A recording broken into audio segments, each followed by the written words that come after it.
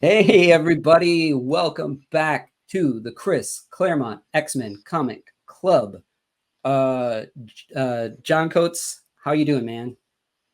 I am doing pretty fantastic, Mr. Chris. How are you? I'm doing really well. We are on to issue 101 of the run. This is a pretty big issue. We are going to be introduced to a major character in this, who we've already known, but it changes in some way. Enter the Phoenix. Yeah, huge. Yeah, so it looks like another Cockrum cover, and there she is, the first glimpse that we have of Jean Grey in her new form, in her green and yellow sashed costume as the Phoenix. Yes, and we would like to implore all those who are reading along with us to forget everything that you know happens decades later in regards to when Jean Grey is retconned, and read from this point on as they're written, meaning that Jean is not replaced by a weird space force. Okay. So as best you can, forget that. Okay. All right. I'm going to do my best because I'm going to do my best as well, because as people know, this is my first time reading through all this, but I do know elements of what happens. So thanks for that. I'm going to try to do that because in these classic X-Men issues, they even go ahead and, talk about some of that stuff. So I'm going to try to not think about that. Anyway, so when we left issue 100, Jean was taking all of the X-Men back to Earth in this space shuttle. She's piloting the shuttle. There's a solar storm coming. The windshield is gone, so she took the knowledge to fly the shuttle from Dr. Corbeau, pulled it out of his mind. Everybody went into like a radiation-proof room. She's blocking the blown out windshield with her mind, trying to keep the radiation out, trying to land this ship, and we just see the cockpit light up with light, and just like it looks like her body is being torn asunder. Yeah, amazing cliffhanger in issue 100. Yep. And we always start out with this big splash, and when we're doing that sort of line work where she's using her powers here, and it's all lit up, and we're gonna see what happens. Yeah, great color choices here as well. Like the shuttle looks like it's burning or on fire, and it mixes with sort of, her hair. Really great. And last issue, Cockrum inked himself, but now we have an inker back, Frank Chiaramonte. And a new editor, Archie Goodwin editor. Oh, okay. Taking over. Very cool. All right, so we get a big spread here. It's going to go like right across the page, although you wouldn't know it's a spread except for the panel kind of breaks it a little bit there, but yeah, little Neil Adams style panel design here. Yeah. Yep. And Cockrum doesn't often break the traditional grid, so when he does, it means something big's happening. Yes. And so we begin with our space shuttle. It's finally in Earth atmosphere, and it's sort of spinning around here at Cape Kennedy Airport, and it kind of lands and kind of crashes into the airport, and has, a bit of an explosion here. upon landing. Yep. And then goes like right off the runway and into the water here next to the airport. Yep. And sinks immediately. Yep. And then Cyclops is the first X-Man to make it, and he's made it. And then everybody else starts popping up out of the water. I love Wolverine, like the points on his costume are Yeah. like wet dog ears or something, you know, they're sort of sagging. Yeah, he Cockrum pays attention to like little details. I've noticed that sometimes I wouldn't, and I didn't notice that until you just pointed it out, and that's really great. There's also other things where you'll see like Nightcrawler's tail, the way it'll flip and stuff that I thought were really just cool elements that I wouldn't have thought to do. Yeah, so it's really really neat to see his work in that way. And basically, Storm says, "Okay, we're all safe." And Cyclops, remembers, well, everyone except the person who saved us and got us down. And I'm going to go back to the wreckage and look for her. And Nightcrawler is saying, no, you can't save her. The radiation, the crash. He's saying she's dead. She's gone. Right. And then all of a sudden the water kind of starts boiling and just explodes. And here is Jean. I am Phoenix. Yeah. No longer am I the woman you knew. I am fire and life incarnate. Now and forever, I am Phoenix. Man. Great new costume. Powerful stuff. Yeah. Great. It feels very kind of a cosmic costume. It feels very new, compared to her old garb. You'll notice my copy has this red outline. That's somebody drawing around it with a marker to give her extra power.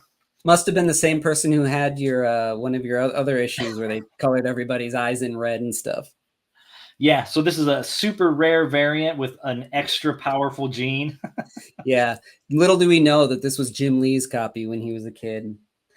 It's the first appearance of Jim Lee doing an X-Men book. Yeah, well, that's true. Yeah, you heard it here first. That's right. It's worth trillions.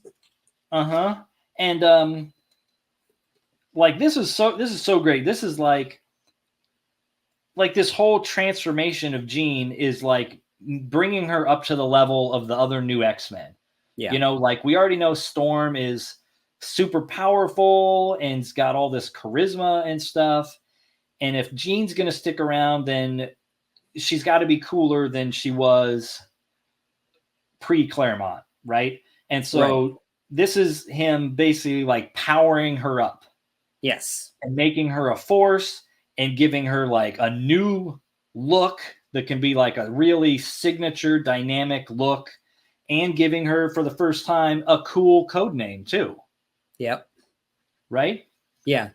It's not Marvel Girl anymore. It's Phoenix. Mm-hmm. Yeah. And then it's sort of like, in this story about her basically dying and being reborn, it's like just goes right along with it. Yep. Look at that. But it's like too much, all of a sudden, like too much power, too quick. She says, my mind is burning, so many memories. And she kind of collapses back into the water. And Cyclops is there to rescue her. And they bring her ashore. I love that the person who owned your copy was so invested in this that they felt the need to like have her vibrate with even more power by using a red Sharpie and tracing her. Yeah, they really like this character. I love it. I love it.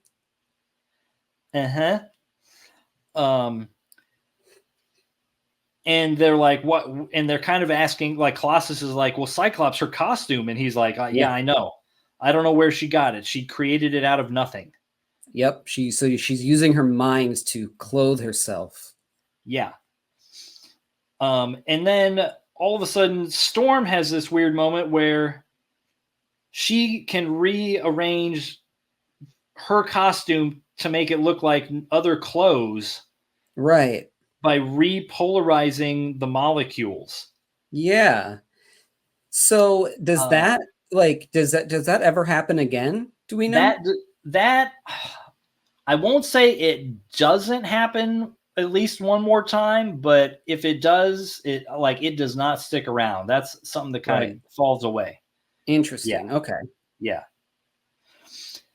And it does mention this is the same airport that they sort of laid waste to back in X-Men '97, Oh if we man, remember. that airport hates them. Yeah, they are not a fan. I mean, they're probably still rebuilding from Right. Yeah, all that exactly. It was destruction. only the last adventure. Yeah. There is, I'm going to pop up here my classic X-Men issue because we have an insert page now. So after that, we got to deal with the fact that this shuttle went up. The X-Men were not on this shuttle when it went up. How are we going to, deal with this so that the X-Men aren't in trouble? So Dr. Corbeau tells the authorities that he's the director of Project Starcore, and terrorists hijacked the space station. My crew murdered. Dang. So, which begs the question: where is the crew that the authority figures think went up with him? Yeah. Do they have a funeral? Like, are they I buried mean, and like where astronauts get buried? wouldn't they? But the whole thing was like the X-Men, like Corbeau, I believe, like it seemed like he talked to the other crew members, or maybe it was supposed to be like an unmanned flight, and then at last minute, It was supposed to be unmanned, but then he right, took them up anyways. But they're on camera getting on the shuttle. right. Who does NASA or whoever think was on the flight, and where are they now? The real ones. It's an odd lie, but Yeah, that's I how mean they try to solve it. that's the basis of like a great like spy thriller TV series or something. Yeah, Like that's your starting point. right. And then from the fire from the plane, they have Storm blow the wind in and give them cover, which she has done before on, I believe, at the same airport. Yeah, yeah. So, all right, so that's how they deal with that. That's interesting. Hmm. And Timeout. now I'm we get sorry. a Hang page on. that gives us a soft side of Wolverine. Hang on. Wait a minute. One more second. You got Wait a another minute. insert? We've got two more inserts actually. I think. Can you just flip the page just so I can see the next page real quick? It's an ad. Oh, let me for blow pop. Okay. And it's Yep. No, Charles and Moira. so here we got two pages here, and it's kind of a goofy one where Storm goes back to the mansion. She flies back to the mansion ahead of everybody. Now, Jean is suffering and needs to get to the hospital. But Storm flies and takes off so she can get clothes for everybody to go to the hospital.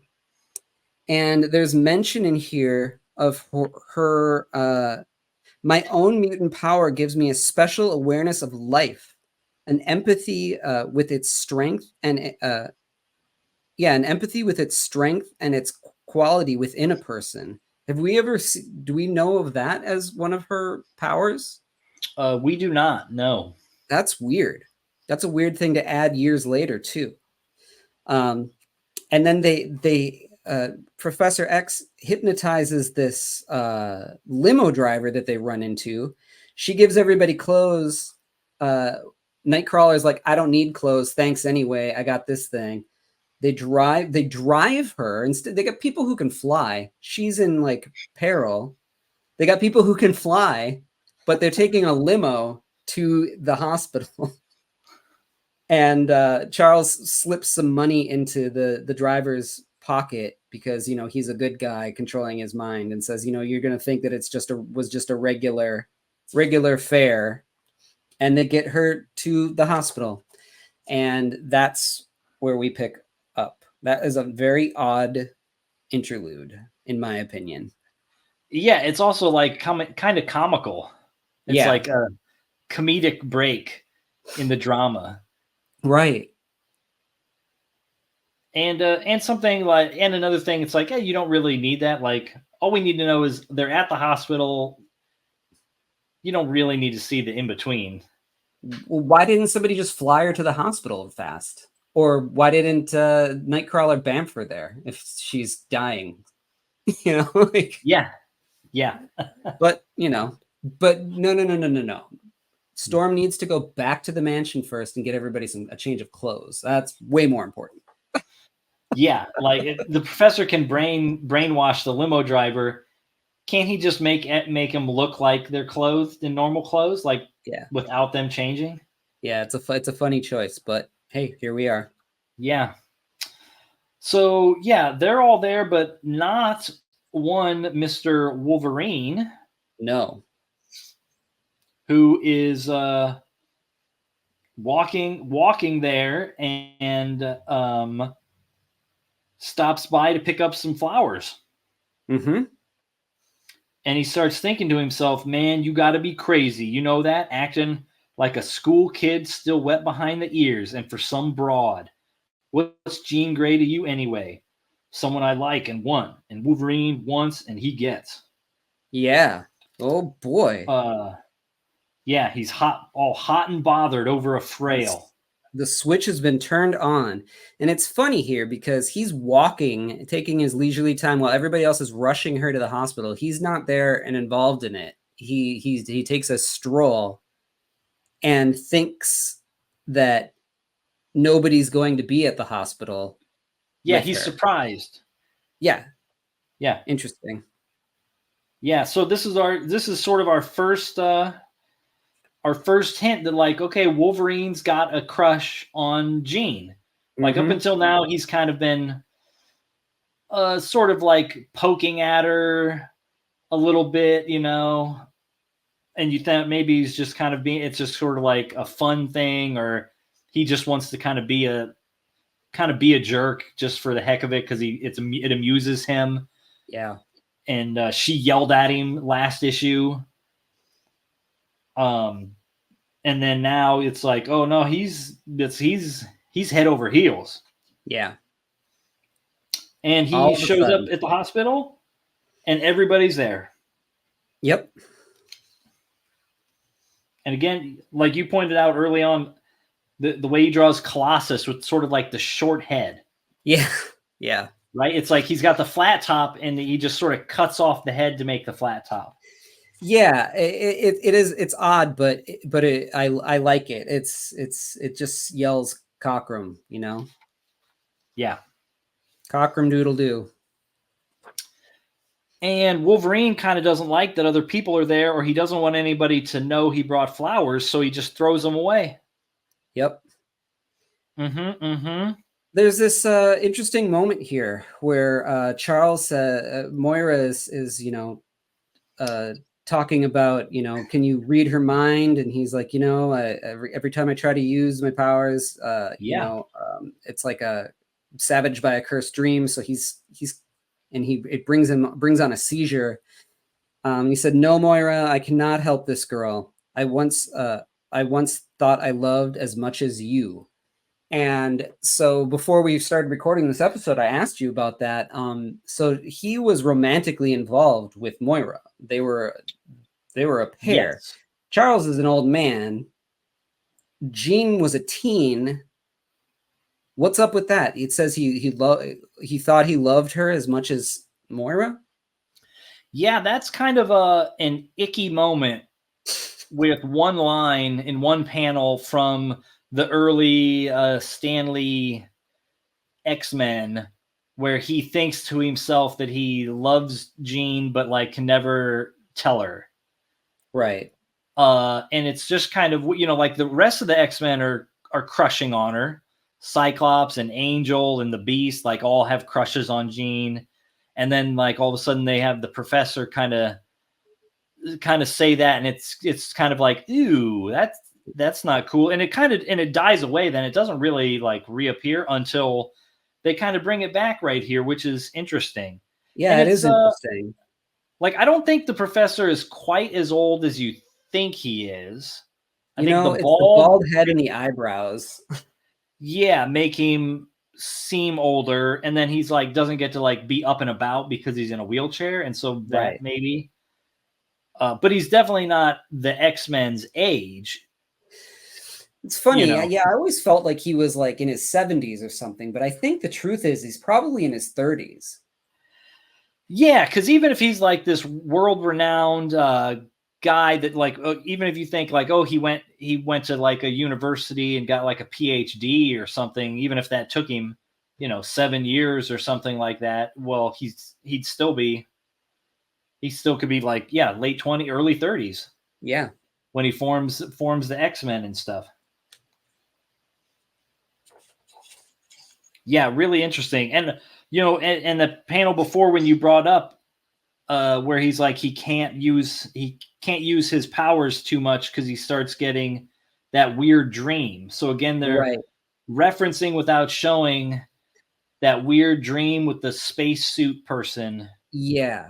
From previous issues. Yeah, it's been coming on for issues. It's another one of those things where he sort of planted a seed and it's gonna, take root soon. Yep. Yeah. So I still love Moira always being with the team. Yeah. I love that sort of human presence that's just kind of like assisting them in some way. Yeah. Like it's just like a great little side character. Yeah. So you've got Corbeau and you've got Moira as the humans that are kind of hanging around the mutants. Yep. They're cool and with it. Yeah. And now we get Cyclops here brooding by himself as normal. Mm-hmm. Thinking about all the years he wasted in love with Jean, but never saying anything to her. And now maybe she's going to die and he never had, they never really had a chance to give it a go. Yeah. And then the doctor comes out here and's like, well, she seems to be totally fine. Yeah. Yeah. And that's like, I love that panel of them all jumping for joy, with excitement. Yeah. And then you go to the tier down and Scott hears it and, kind of has this moment where he breaks down, overwhelmed. That, thank God she's okay. And I kind of just noticed because the page turn is thrown off on mine, which is such a shame that it throws off the page turn, because when you see it the way that you have it up on the screen, you'll see all of Scott's moments here are happening on the bottom tier, and you could just read it straight across, basically, which is just great comics. Yeah. And two little things to note here, like, Colossus celebrating with Storm, still showing that maybe they're going to be a little close. And then this doctor, I don't know if it's true, but I wonder if this is sort of a Cockrum like self-portrait or Claremont, like both of those guys. I mean, I think they were both blonde and they both rocked sort of beards. Yeah. So, I mean, it could be, or that's just, just like, it's a cool look. So we're going to make the doctor look cool like us. Mm-hmm. Mm-hmm.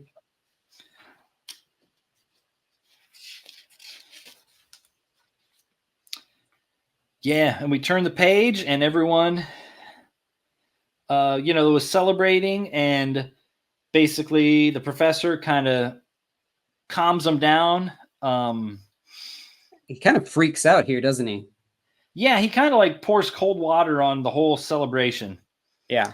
And basically says Jean's going to need a lot of peace and quiet, and it can't happen with you guys around. Yeah. And I need peace and quiet. It's such a funny way to move us to an extra the next phase. Yeah, and he says basically the X-Men need to go on an enforced vacation. You know, he's like, you don't have to go home, or you can't go home, you know, or you can't stay here. And Wolverine's reaction is awesome. Stick it in your ear, bub. Yep. Just classic. Yeah. Can't force me to go on a vacation. Yeah. Just as a letter arrives. Oh, what do you know? Yeah. Banshee gets this letter from his lawyer, Mr. Flaherty, about his ancestral home back in Ireland, which, if you remember, we briefly kind of saw. Yes. Now that was in the actual X-Men issues, right? Not in it wasn't a classic retcon thing. Nope. That was an actual little insert 2 issues ago. Yeah. So his lawyer was murdered by someone calling themselves Black Tom, right? The Black Tom. You know it. Yeah. And so, hey, that's just going to work out perfect. Yep. We're going to go see his estate. Yep. And so here they go. They're going on an Irish vacation. Over air, over tracks, and on the road. And there's a little bit of nice comedy here about the roads being shit and Banshee's driving not being great. And so the guys in the back are getting just bounced around and nobody's having any fun in this old car. Yep. But they're about to have some fun. Oh, yeah. Oh, and we're going to come back to this letter. It's amazing. Okay. Because here we arrive, and here is Banshee's home. It's a freaking giant castle. Yep. Awesome. That's a really cool page. Yeah. Just freaking awesome. It's like, man, yes, Banshee. Like, why don't the X-Men hang out there? Like, get rid of the mansion. Like, make this your base. Right, exactly. Right? Yeah. It talks about how it's been held off any invaders, since the days of the Vikings, and survived all these sieges and things. So yeah, use that. Yeah, right? Yep. Never taken by invaders, but by treachery, maybe it has been. And it's referencing, here we go, inside the castle. Here is our Black Tom. Yep. Black Tom Cassidy. Right. And he's arguing with the guy that's basically the butler. Right. So Black Tom Cassidy is cousins with Banshee. Yes. And he's roughing up this butler because he's got plans for Banshee and his buddies. So they take the tour of the place, and this is a great little thing where Storm is kind of like, ugh, this place is cold and dead, and he's like, no, this was the happiest time of my childhood. I fought dragons in my mind, and had a great childhood. And Storm, as we know, is needs to be free. She gets claustrophobic, so she just cannot wait for them to show her room where she can lose her clothes again. Yeah, and it's a great little things here where she's like, it's nothing but cold, dead stone pressing in on me, caging me. Yes. Like, it's a great way to, all these issues where they've been hinting at like her claustrophobia. Yeah. It's a great way to do it. It's all like her feelings, like what she's feeling, what she's going through in her mind, instead of just saying, oh, it's claustrophobia. Right. Yeah.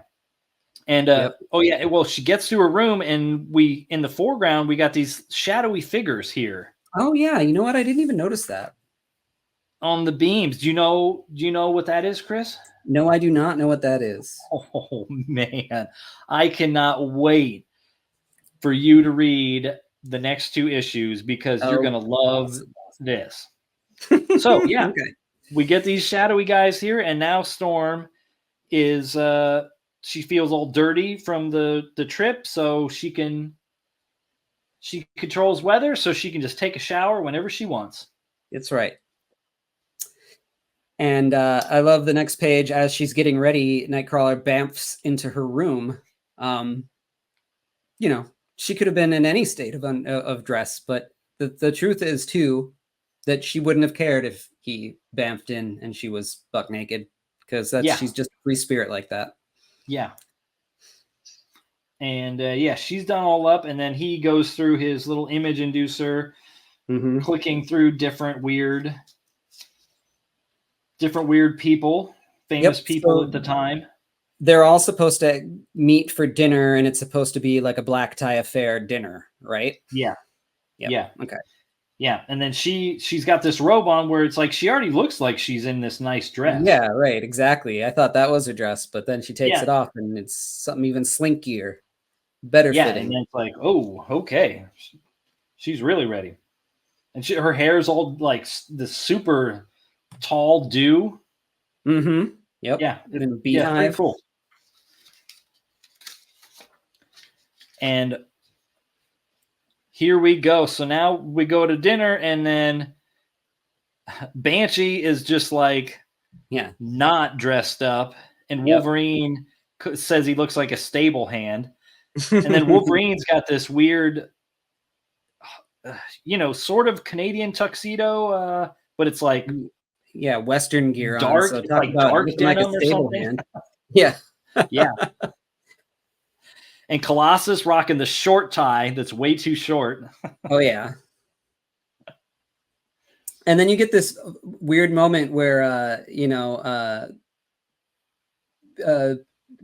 Peter and Nightcrawler are both arm in arm with Storm. And Nightcrawler says, "Back off, Peter. Tonight, Aurora's my date." She says, "I'm no one's date, Kurt.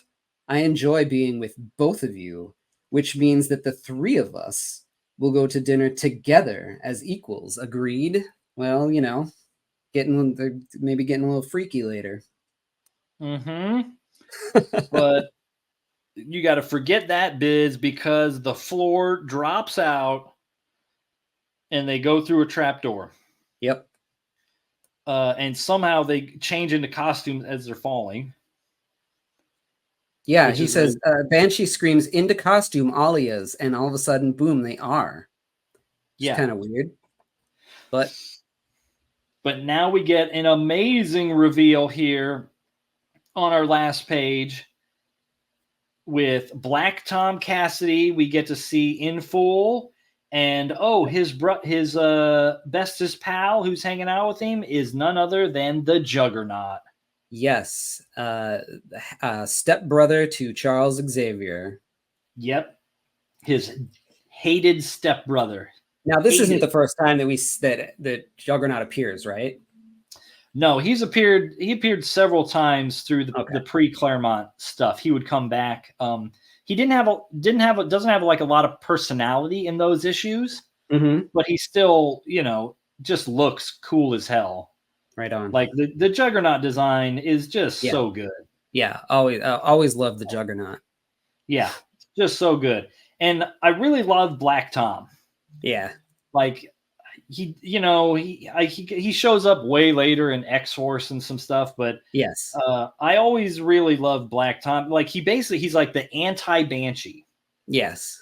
Like he's got a collar, just like the Banshee's got a collar. And then, he's in the dark colors instead of the bright colors. He's got the beard instead of being clean shaven. Yeah. And a stick. Yeah. And a stick. Right. Instead of a scream. So yeah, he's the anti-Banshee, and he's just like, we too are going to do what no other villains in the history of the world have been able to do. We're going to kill the X-Men. So they're just being villains to be villains. They're just bad guys. Yeah. They're just bad dudes, and they just like being bad dudes. And Cool. you know, since it is Cassidy Keep, you already kind of get that undercurrent that, you know, Tom wants the castle and all the inheritance, Mm-hmm.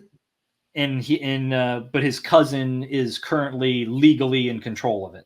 Right. So he Yeah. was trying to stop the lawyer from sending that letter, but it was too late. Yep. I guess he couldn't go in and blow up the post office, but instead just killed the Yeah. killed the You can't lawyer. stop the mail. You can't No, stop the no, mail, bro. absolutely not. Rainer's son, right? That's right. It's going. Yeah. So Cassidy, Black Tom, I should say, because they're both Cassidys, talks about this place will be your tomb, and Ooh, that great. triggers Storm. Yep. Yeah. Look at that She's face. like, tomb, closed in, rock all around me, no way out. Rock burying me, crushing me. Can't breathe, can't think. Mother, help me. And then she completely loses it and screams and cowers, and everybody is like, what's going on? Storm, she's flipping out. Yep. Next issue, who shall stop the Juggernaut? The Juggernaut. Awesome issue. Do you want to go back to that letters page? Yeah, this letter's a banger. Okay. I tell you. So yeah, this issue is interesting. Like stuff happens, but also stuff doesn't happen. Okay. It's like you're taking a breath in between that crazy Sentinel story and everything that you just had, and then you got to like pause and regroup and get everyone in position for the next thing. Right. Yeah, and he does it really well. Like it's still interesting, even though that's what's happening. So, so at first, like the editors or the people from Marvel are mentioning, if we remember back to X-Men 99, we were wondering about some weird color choices. Yeah. From Michelle Wolfman, and we thought they looked pretty cool, even though it was kind of weird. So here they explain what happens, and they say they were colored normally, but the color plates when they went to the plant were reversed. So the blue and yellow plates got reversed when they went to print them, and so that's why the colors looked all off. Interesting. Oh, correction, Michelle Wrightson. Is it Michelle Wrightson? I mean, here it says Michelle Wolfman. That's interesting. Yeah, it says Wrightson in all of the classic X-Men issues that colored. Interesting. Oh, we got to figure something out here. Maybe it's like Marv Wolfman's sister or a cousin or something, and then she marries Bernie. We'll have to find out. We've got some. Nobody hold us to that. That is speculation. No. We're talking out of our asses right now. It's the only way to talk. That's right. So here is a letter from a longtime X-Men fan who X-Men was their favorite forever, but now it is no longer their favorite. Oh, no. The new X-Men are the worst Marvel creations I can remember. Poor person. The scripting is lousy. All of the X-Men are one-dimensional, and they're terrible. The worst being Colossus and Storm. Wow. Cockrum's art is almost as bad as the writing. Jean looks so ugly. How do you really feel? Yeah. I'm like, what comic is this guy reading? I love that they printed it, though. Oh, yeah. Amazing. And so he gives his list of like what he would do to fix the X-Men. Uh-huh. So Colossus and Storm should get married and go back to Africa or someplace. They should kill Nightcrawler. Damn. Because since he can't have a real alter ego because he doesn't look normal, then he's not much of a hero. Oof. Yeah. And Banshee should just return to Ireland and leave the team. And then the new team should basically be the originals with Wolverine replacing the Beast. Damn. That like is Wolverine. a book I would not read. No, I feel like was it signed like White Power or something like that? Yeah, right? Yeah, Sam Mandel. Damn. Highland Park, Sam. Illinois. Sam. That's an opinion that did not age very well. No. Sam, I am sorry. Yeah. So, yeah, so that was so amazing. I just like, whew. That's wild. Yeah, I do love that they printed it, though, because, you know, we're going to get all the opinions, right? Yeah, and, you know, and they take the moment to be like, well, we kind of disagree with you. Yep, kind of. Yeah. And, you know, we think it's pretty good. Yeah, that's wild. And we also think it's pretty good. Let's take a look at this classic cover here. Mm-hmm. There we go. Art Adams. Great Art Adams cover. Yeah. Art Adams is so good. And I'll say, like, early Art Adams is top notch. I'm a little bit less of a fan of late Art Adams. It changes a little bit, but this stuff is terrific. Yeah. Yep, and this is inked by him. That doesn't look like it's Oh, is it? Yeah. Does he usually, if he's doing just like a cover or something, does he ink himself? Oh yeah. I mean, those things are so intricate. It's like the cross hatching in that must take forever with newer Art Adams. Yeah, he inks himself. That the P. Craig Russell issues before this. Right, P. Craig. Yeah, were I think that's like an outlier. Yeah. But super awesome. There's a story in here. There's a backup story. We won't get into it. It's called The Gift. Just real quick, Nightcrawler, you know, bamps into a locked area at the hospital, meets a kid who's like kicking a can because he's sad about something. And he kind of takes the kid home, shows his real self to him, and the kid's like super excited. He's got a friend, gives him a hug, taught him some tricks and stuff. And then it turns out that the kid died that night of cancer in the hospital. What? He was a ghost the whole time. The end. What a downer. Yeah, but there's a Bolton Nightcrawler, which is cool to see. All right, and that is X-Men issue 101. Next week for let's put this one back up. Next week we were going to be talking issue 102. We're going to have a very special guest.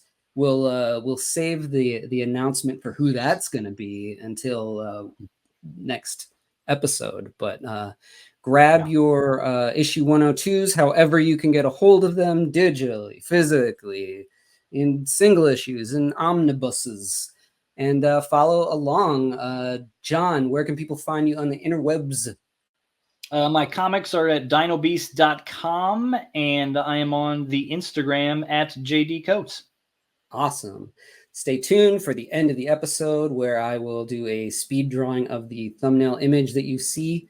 Those images, those original drawings are available on my website, chrisandersoncomics.com. Don't forget to join my Patreon to read Three-Headed Pigman and all that business. And yeah, we will see you for issue 102. Later, everybody. Later.